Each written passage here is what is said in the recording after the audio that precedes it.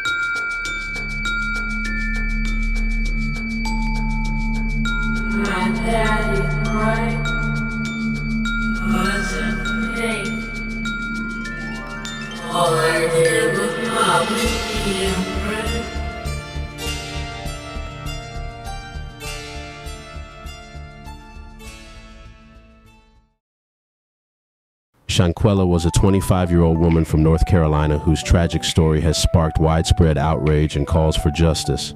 Shanquella was born on January 9, 1997, to Bernard and Salamandra Robinson. Shanquella was a social media personality, a successful businesswoman, and the founder of her women's fashion clothing company. She had a strong business drive from a young age, which she nurtured at Winston-Salem State University, where she received her degree. Shanquella was a valued and active community member and was recognized for her kind nature and eagerness to assist local organizations.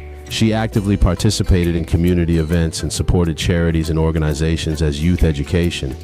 Shanquella's businesses provide services and a sense of community and empowerment to many women, youth, and children in Charlotte.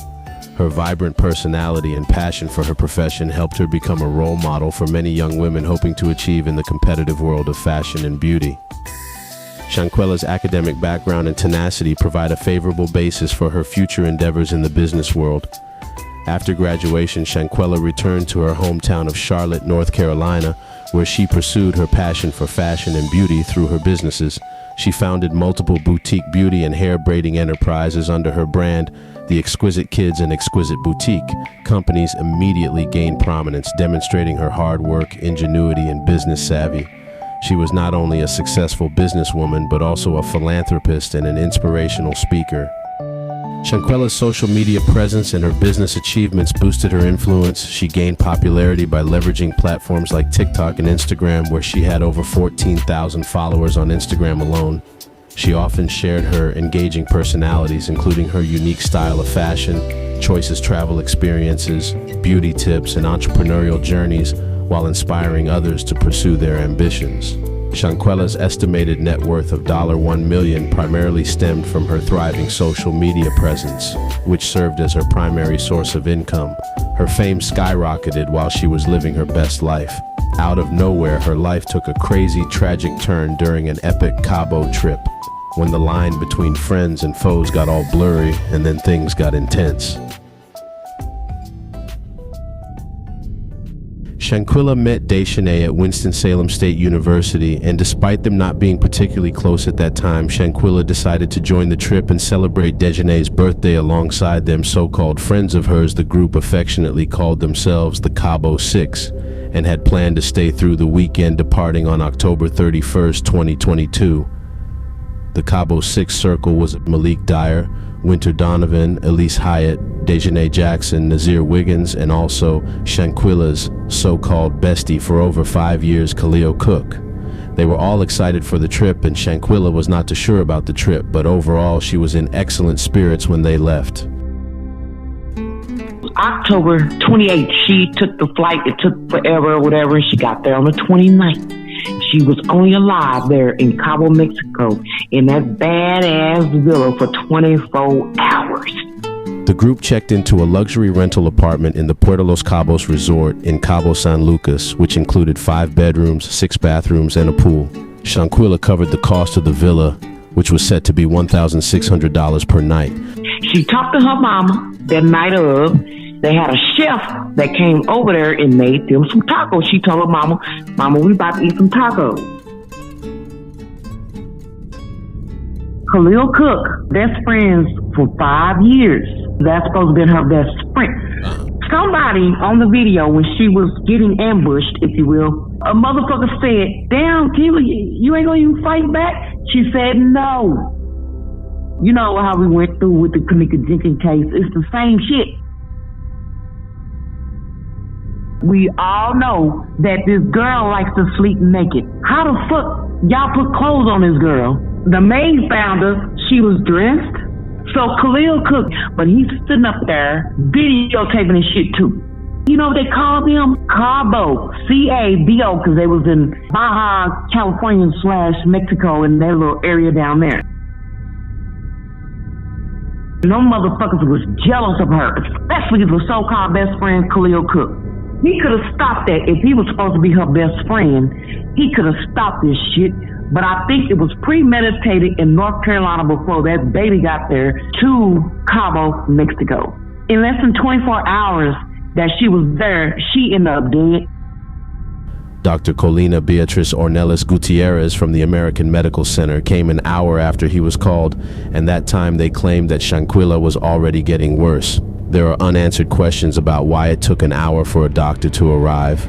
According to the reports, Dr. Gutierrez attempted to administer an IV to Shanquella, but it was not successful. Supposedly, she was intoxicated and was unable to communicate with the doctor, though her vital signs were normal. She was severely dehydrated. Her bestie, Khalil Cook, called her mother, Shanquella Robinson, to let her know that Shanquella was sick from drinking too much alcohol, then later on called to her mother again to inform her mother that they had called in medical personnel to attempt resuscitation. Dr. Gutierrez recommended taking Shanquella to the hospital, but the group insisted on treating her at the villa. The doctor and another member of the group initiated CPR at 4:49 p.m. as Shanquella's condition deteriorated. Despite extensive efforts, 14 rounds of CPR, 5 doses of adrenaline, and 6 shocks from a defibrillator, Shanquella went into cardiac arrest and passed away at 5:57 p.m. that very day, which was October 29, 2022.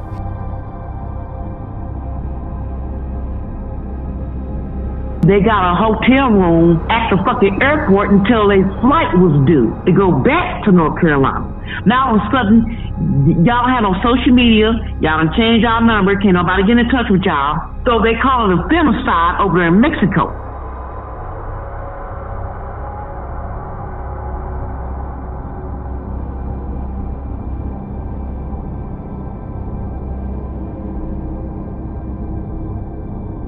The autopsy reveals that she had a spinal cord injury and fixation with the broken neck. It was Dejanay Jackson.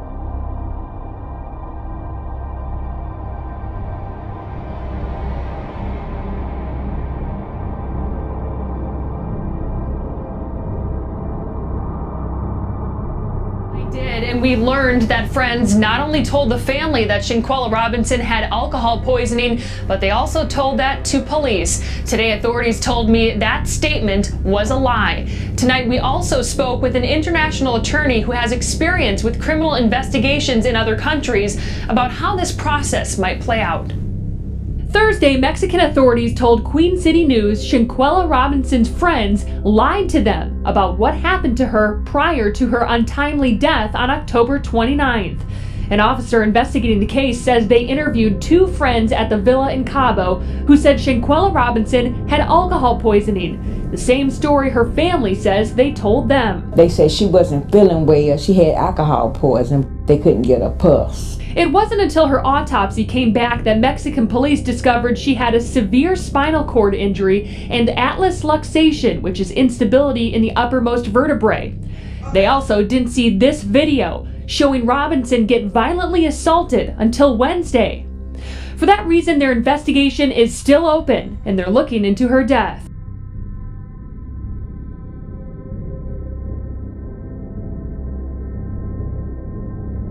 Nazir later came forward to set the record straight. He asserted that he arrived in Cabo a day later than everyone else and missed the event that tragically changed Shanquella's life. The only information he received was that Shanquella was suffering from alcohol poisoning. According to Nazir, he arrived around 2:15 p.m. and immediately called one of the group members at the villa to get the address. The trip was from Friday to Monday, October 28th, 29th, 30th. 31st going home. Didn't even make it there. So I get off my flight around like 2:16 Mexico time. I guess we 2 hours ahead. 2:16 p.m. I make a phone call. To everybody who there. Like, I need the address. So during this phone call, that's the first time I heard that Quilla wasn't feeling good. It was then that he learned Shanquella was ill from drinking too much. When Nazir touched down to the villa, he found the group together in one room with Shanquella inside the restroom, unfortunately dead, already slumped over the toilet in the bathroom. They told me that Quilla was sick and she was showing signs of alcohol poisoning. They got that because one of their friends told them that they were seeing signs. So she was showing symptoms of alcohol poisoning. But I didn't know it was a fight. Hold on. I got my Bible. The atmosphere among the CABO6 turned from excitement to having guilty conscience in just a matter of hours. Supposedly, allegedly, everyone was trying to come up with a believable story that would make some kind of sense in order to cover up by coming up with a lie about what had happened. Yeah, I'm gonna put this blunt down, because I'm not lying. I'm not gonna lie on that. I'm not saving nobody's ass. I'm not protecting my ass. I'm just coming here to keep it real, because y'all in my DMs going crazy and all this, posting my address and stuff. Like, y'all can go there if y'all want, but it's not gonna be pretty. But when I got there, it took us an hour. My taxi driver, it took us an hour to get to the villa because there was traffic. I don't know why. So I got to the villa around 3:26. I instantly, as soon as I go in there, I go to Quilla. Quilla didn't leave my side, none of that, till the nurse came. But I got too far ahead. So Quilla was laying on the couch in the game room.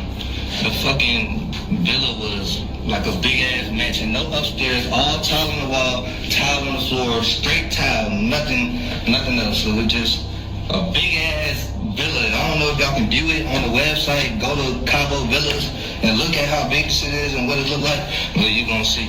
So when I got there, she was in the game room. They told me she was not feeling good, so I instantly go to her, put her on her side, get a bag, and all that. So I'm sitting right next to her the whole time. I was crossing my heart, I hope it out.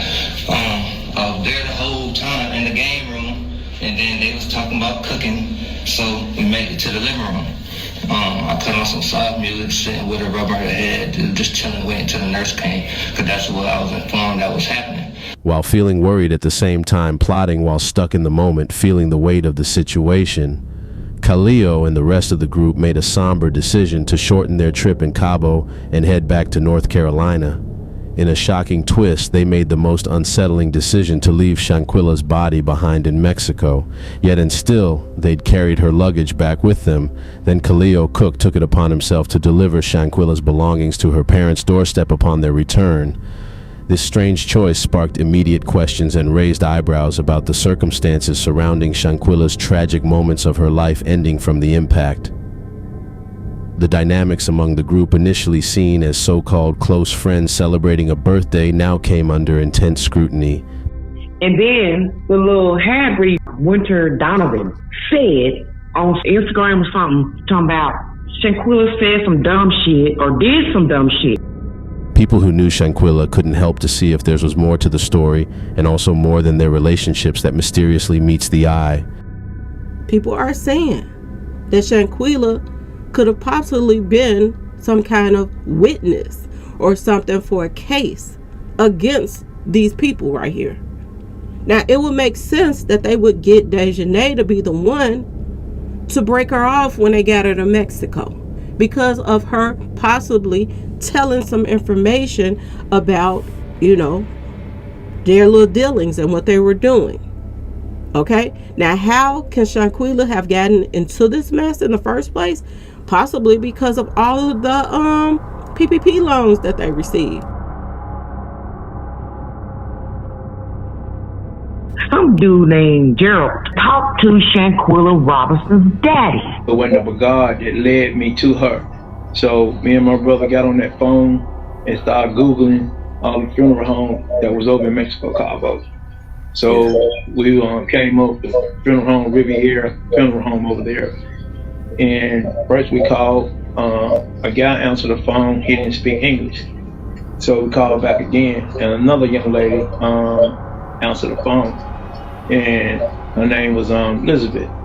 And from that point on, she said, I asked her, you have Shanquella Robinson over there? She said, yes, sir. Dr. Miss Robinson, I'm sorry for your loss.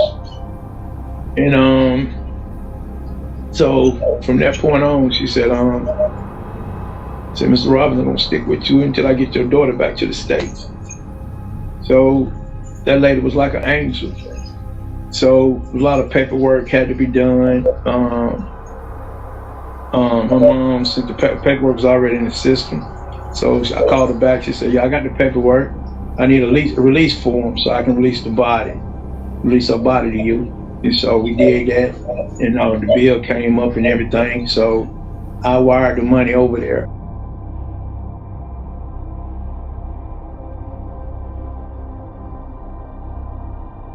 Nearly 2 weeks after Shanquella's tragic death, her father, Bernard Robinson, had to pay over $6,000 in order to have his daughter's body shipped back to North Carolina from Mexico. After I wired the money, got the body, so did the paperwork, and it'll take a while for that paperwork to get done because they had to transfer everything over into English. Yeah. So she got back here last Thursday, around about 5 o'clock. So I'm sitting there in the funeral home. As soon as that door opened and that box came in there with her in it, man, just cried like a baby. When I saw her laying there, when they rolled her in the funeral home, I mean, we saw the bruises. Right. We saw the bruises. She was in her pajamas, flannel pajamas, pants, and a shirt. So I don't know if they put that on her or who put that on her. 2 or 3 days later, report came back.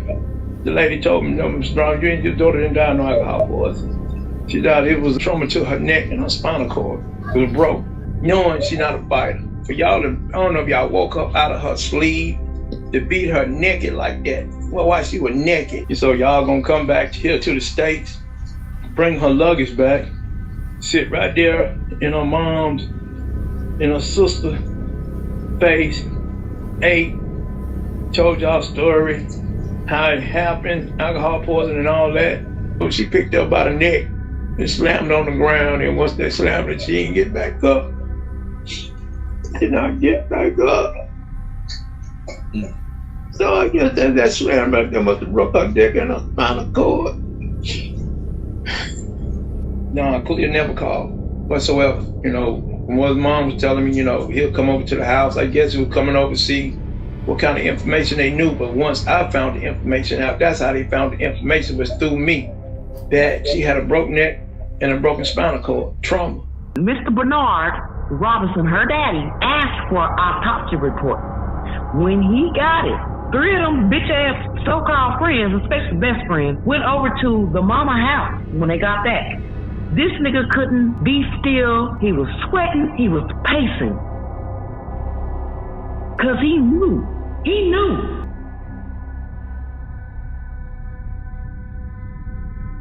When I called and sent what happened, then he was over there. Then all of a sudden, from what they told me, he got all sick and wasn't feeling good, and said his aunt was with him or his mama was with him. And he wanted to leave. And when he left, they ain't heard no more from him. Many questions had loomed so large, leaving everyone touched by her story, searching for answers amid the heartache and in confusion. Why would they leave her corpse in Mexico? What was the logistical issue, or was it something more complex? And why would they take her luggage back with them? To tell you the truth, from the beginning, none of their stories was not adding up at all in the first place. What do they hope to find? A concealed public outcry? In the dim glows of smartphone screens, clear as day, showing Shanquella's final moments of her getting brutally harmed, while Khalil in the background asking Shanquella, "You're not gonna fight back?" Shanquella said no. The viral video had spread across social media outlets like a haunting, scary movie that sparked a wave of outrage and disbelief.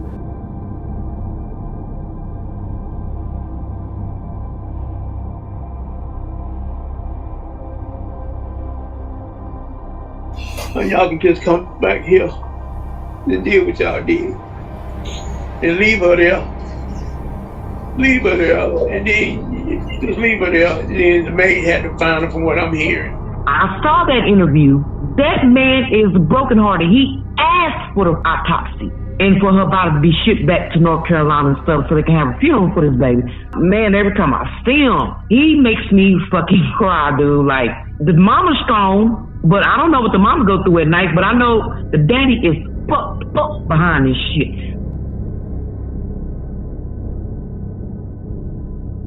She told me they had a chef, they was getting ready to eat. They was eating tacos, something, salad or something they was eating.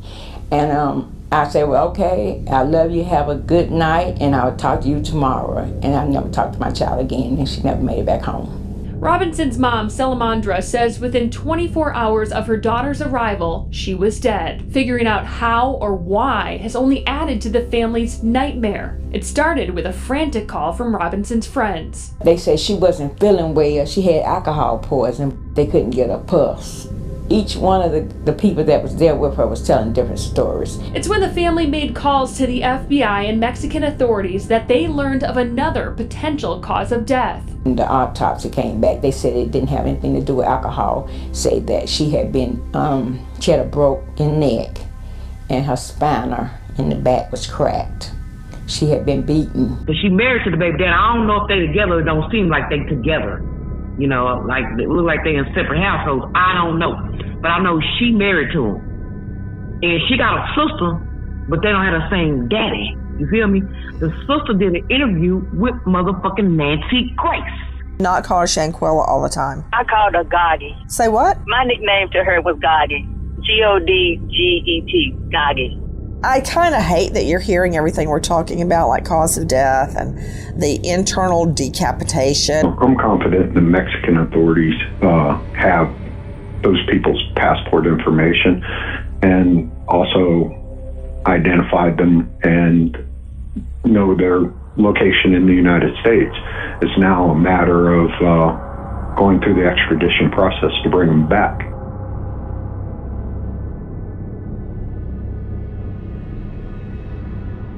They have to be extradited from the U.S. to go over to Mexico and go straight to fucking court or go to the police station and get questions asked about what the fuck happened. And the FBI is supposed to be on the case, but they're not telling the family nothing. Because it's still an ongoing investigation.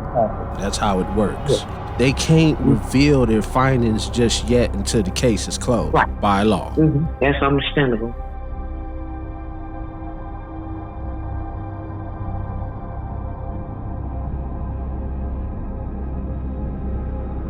I'm just waiting on that day when someone can be arrested. That's all I'm waiting on. The mother is more stronger than anything. Even the sister didn't talk to Nancy Grace. The daddy, he's really brokenhearted. That was his only child. Like I told you, the sister got a different daddy.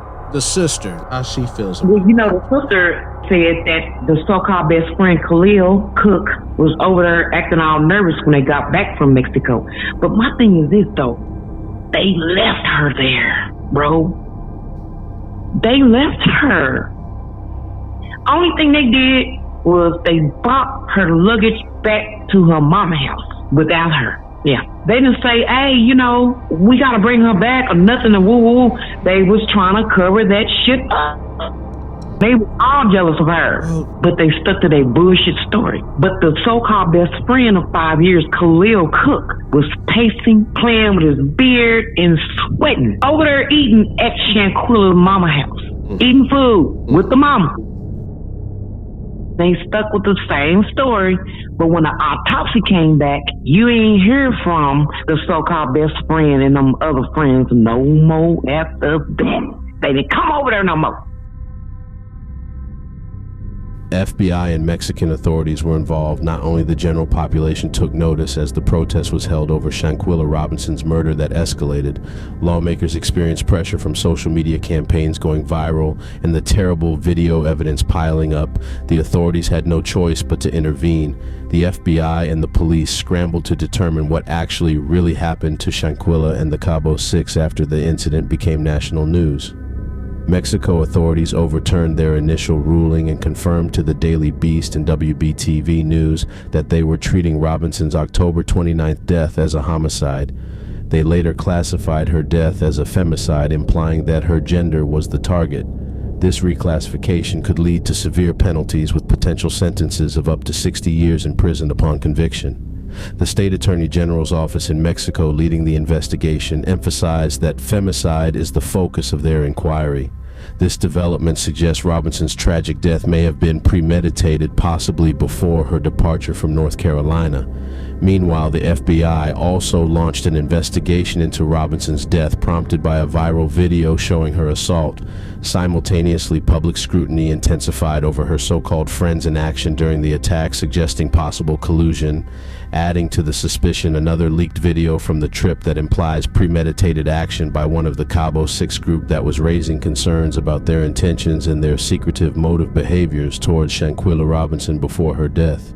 People question why the group seems too intent on keeping Shanquella unaware of their secret discussions, casting suspicions on their motives during the trip to Mexico. Their swift departure back to the United States after her death and leaving her body in Mexico shortly thereafter fueled public skepticism about their involvement.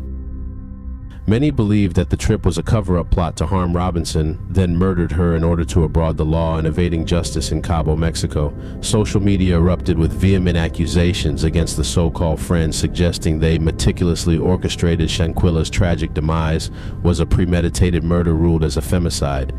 Intending calls for some legal consequences emerged in response to the perceived calculated attack. Additional Mexican authorities began scrutinizing the actions of two officers and Dr. Gutierrez, who spent considerable time at Shanquella's villa area before her death. Amidst discrepancies between the police reports and autopsy findings, it remains unclear, and it remains a mystery that whether the doctor who had treated Robinson was aware that she had sustained a broken neck, and if they were able to make any relevant diagnosis regarding neck injuries within the confines from her room in Cabo Mexico. The lack of clarity regarding this situation highlights the complexity surrounding the medical assessment that was conducted during that critical time. The shocking autopsy was revealed. It's shocking how Shanquella, a vibrant and energetic person who was excited about her trip just a few days prior, suddenly became a lifeless corpse.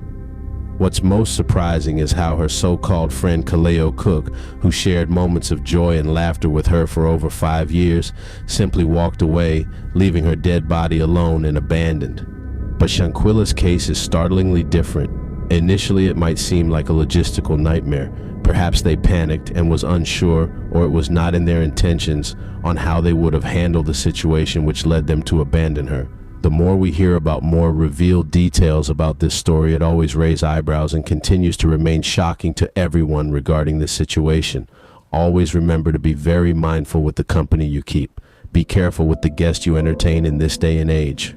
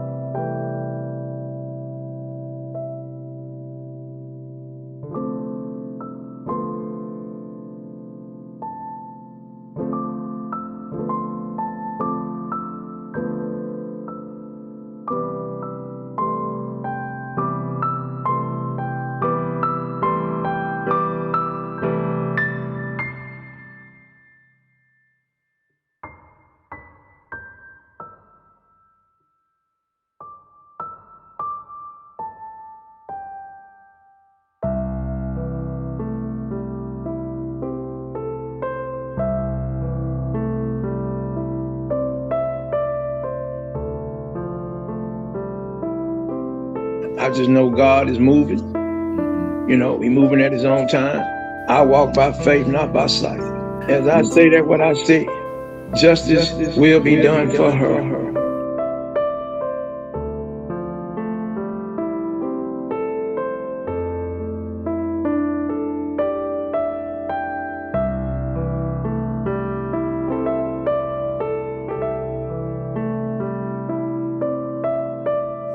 A church adorned with balloons, spelling out the name of 25-year-old Shanquella Robinson, a name that weighs heavy on the hearts of community members in Charlotte, North Carolina. This weekend, the city reeling in pain.